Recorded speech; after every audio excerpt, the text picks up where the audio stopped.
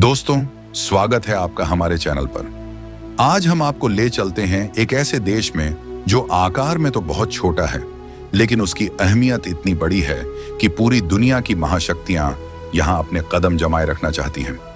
एक बात और जो अक्सर अनदेखी रह जाती है, वो है यहाँ की एक संवेदनशील लेकिन महत्वपूर्ण सामाजिक हकीकत, वेश्यावृत्ति का कानूनी पहलू। जिबूती में वेश्यावृत्ति अवैध है, हालांकि इसे आमतौर पर सहन किया जाता है, यानी कानून के अनुसार यह अपराध है, लेकिन वास्तविकता में इसका एक खुला और निरंतर अस्तित्व है, खासकर बार, नाइट क्लब और होटल जैसी जगहों पर। यह देश है जिबूती। अफ्रीका के सींग जैसे दिखने वाले हिस्से, जिसे हम हॉर्न ऑफ अफ्रीका कहते हैं, वहीं पर बसा है यह छोटा सा लेकिन बेहद खास देश।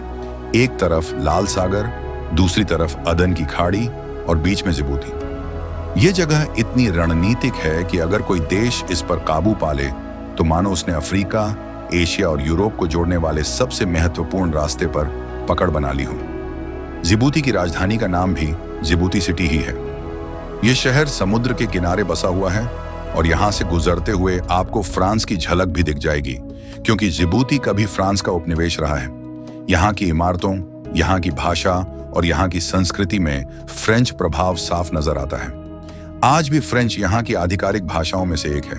इसके अलावा अरबी भी यहाँ बोली जाती है, क्योंकि यह देश अरब संस्कृति से भी गहराई से जुड़ा हुआ है। सोमाली और अफार भाषाएं भी यहाँ के लोग बोलते हैं। यही वजह है कि जिबूती की संस्कृति में अफ्रीकी और अरब दोनों का सुंदर संगम दिखाई देता है। अगर यहाँ के भूगोल की बात करें तो जिबूती बेहद अनोखा है। यहाँ की धरती ज्यादातर रेगिस्तानी है। गर्म हवाएं, तपती जमीन और बारिश की कमी इस देश की बड़ी चुनौती है। दुनिया के सबसे गर्म देशों में इसका नाम आता है, लेकिन यही गर्मी और रेगिस्तानी इलाके इसे और भी रहस्यमय बना देते हैं। यहाँ मौजूद है लेक हसाल, जो समुद्र तल से लगभग 185 मीटर नीचे है। यह अफ्रीका की सबसे निचली जगह है और दुनिया की दूसरी सबसे बड़ी खारे पानी की झील मानी जाती है। इस झील का पानी इतना खारा है कि इंसान इसमें डूब नहीं सकता, बस तैरता ही रहता है, ठीक उसी तरह जैसे मृत सागर में होता है। लेक हसाल की चमकती सफेद नमक की परतें और उसके नीले पानी का दृश्य सच में किसी चमत्कार से कम नहीं लगता। जिबूती का इलाका ज्वालामुखीय गतिविधियों से भी जुड़ा है।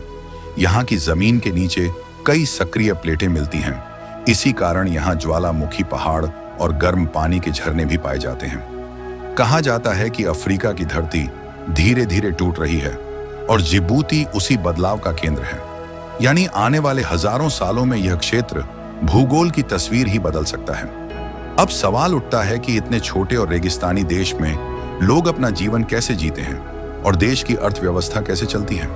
सच तो यह है कि जिबूती के पास प्राकृतिक संसाधन बहुत कम है।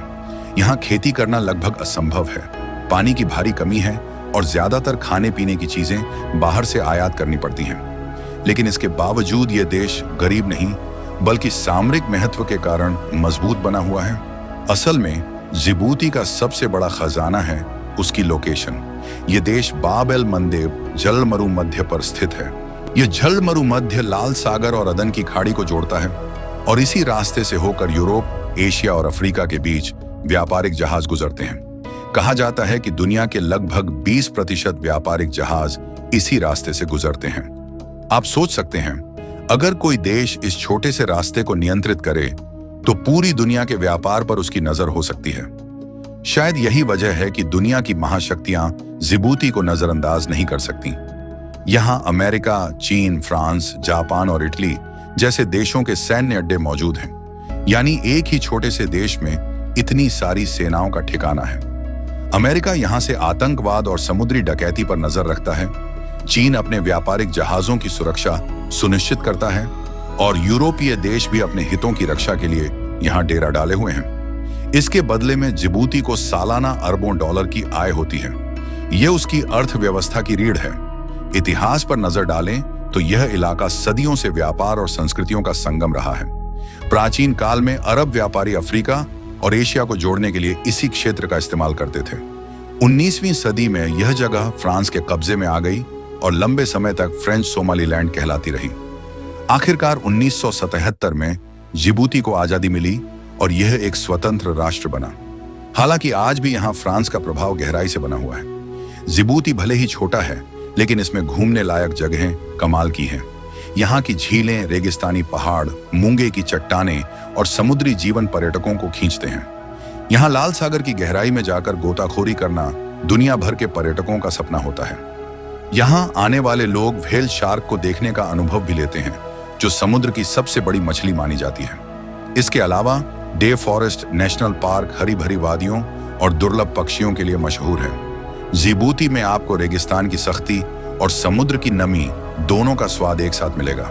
लेकिन इन सब खूबसूरत नज़ारों के बावजूद जिबूती के सामने चुनौतियां भी कम नहीं हैं। यहाँ बेरोजगारी की समस्या गंभीर है। लोग रोजगार के लिए सरकारी नौकरियों और विदेशी सैन्य अड्डों पर निर्भर रहते हैं। महंगाई भी यहाँ की जनता के लिए बड़ी समस्या है, क्योंकि ज्यादातर सामान बाहर से आता है। पानी की किल्लत यहाँ हमेशा बनी रहती है। इसके अलावा इतनी सारी महाशक्तियों की मौजूदगी कभी-कभी राजनीतिक तनाव भी पैदा कर देती है। फिर भी जिबूती की सबसे बड़ी ताकत है उसकी स्थिति और उसके लोग। छोटे आकार के बावजूद इस देश ने अपनी जगह पूरी दुनिया को दिखा दी है। यह देश साबित करता है कि ताकत केवल संसाधनों या जनसंख्या से नहीं होती, बल्कि कभी-कभी किसी जगह की भौगोलिक स्थिति ही उसे वैश्विक स्तर पर सबसे खास बना देती है। जिबूती उस दरवाजे की तरह है जो अफ्रीका, एशिया और यूरोप को आपस में जोड़ता है।